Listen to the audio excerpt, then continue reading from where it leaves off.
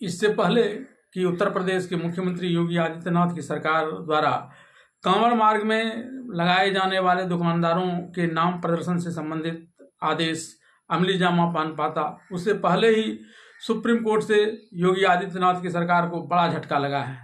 Supreme court ने इस आदेश को मानने से फिलहाल इनकार कर दिया है और कहा है कि किसी भी दुकानदार का नाम होना जरूरी नहीं है, बल्कि वो कौन सा चीज़ वहाँ बेचता है यह भले प्रदर्शित किया जाता है। इस तरह से एक बड़ा झटका योगी आदित्यनाथ को सुप्रीम कोर्ट से लगा है। सुप्रीम कोर्ट द्वारा इस मामले में फैसला सुनाए जाने से पहले सुनवाई के दौरान याचिकाकर्ताओं के वकील ने आदेश का जिक्र कर कहा कि पहले 2 राज्यों ने ऐसा किया और अब 2 और राज्य ऐसा फैसला करने जा रहे हैं कि कांवड़ रास्ते में दुकानदारों के लिए यह अनिवार्य होगा कि वे अपने दुकान के नाम के आगे अपना नाम लगाएं। नगर पालिका की जगह पुलिस इस मामले में कार्रवाई कर रही है। अल्पसंख्यक और दलितों को अलग अलग किया जा रहा है। वकील ने सबसे पहले मुजफ्फरनगर पुलिस का आदेश पढ़ा। इस पर जस्टिस ऋषिकेश राय ने पूछा कि क्या यह आदेश है या प्रेस रिलीज। वकील ने कहा, मैं प्रेस रिलीज से पढ़ रहा हूं। इसमें लिखा है कि अतीत में कांवड़ यात्रियों को गलत चीज़ें खिला दी गई, इसलिए विक्रेता का नाम लिखना अनिवार्य किया जा रहा है।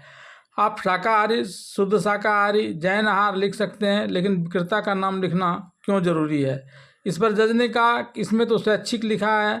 इस पर दूसरी याचिकाकर्ता महुआ मोइत्रा के वकील अभिषेक मनु सिंघवी ने कहा कि यह स्वैच्छिक नहीं, अनिवार्य है। वकील सीयू सिंह ने कहा कि पुलिस को ऐसा करने का कोई कानूनी अधिकार नहीं है। हरिद्वार पुलिस का आदेश देखिए, कठोर कार्रवाई की बात कही गई है। यह हजारों किलोमीटर का रास्ता है, लोगों की आजीविका इसमें प्रभावित की जा रही है। इस पर अभिषेक मनु सिंघवी ने कहा कि दुकानदार और स्टाफ का नाम लिखना जरूरी किया गया है। यह एक्सक्लूजन बाय आइडेंटिटी है। नाम न लिखो तो व्यापार बंद, लिखो तो बिक्री बंद। इस पर जस्टिस भट्टी ने कहा कि बात को चढ़ाकर नहीं कहना चाहिए। आदेश से पहले यात्रियों की सुरक्षा को भी देखा गया होगा। सिंघवी ने कहा कि मुस्लिम, ईसाई, बौद्ध सब इन यात्रियों के काम आते रहे हैं। आप शुद्ध शाकाहारी लिखने पर जोर दे सकते हैं, दुकानदार के नाम पर नहीं। उन्होंने कहा कि आर्थिक बहिष्कार की कोशिश है, छुआछूत को भी बढ़ावा दिया जा रहा है। जस्टिस भट्टी ने कहा, क्या मांसाहार करने वाले कुछ लोग भी हलाल मांस पर जोर नहीं देते।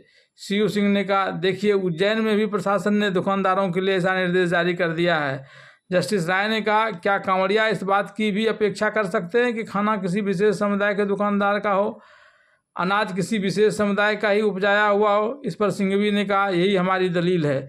जस्टिस भट्टी ने कहा, केरल के एक शहर में 2 प्रसिद्ध शाकाहारी रेस्टोरेंट है, एक हिंदू का और एक मुस्लिम का। मैं व्यक्तिगत रूप से मुस्लिम के रेस्टोरेंट में जाना पसंद करता था, क्योंकि वहाँ सफाई अधिक नज़र आती थी।